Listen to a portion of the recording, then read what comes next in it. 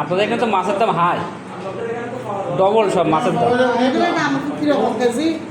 ও আপনার 7টা 600 800 মানে যেটা মোটে বাজার হিসাবে।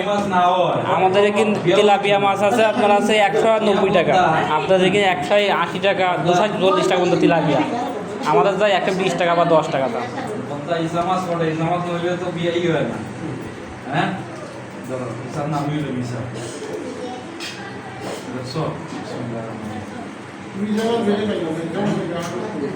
আমি বানাই দিতেছি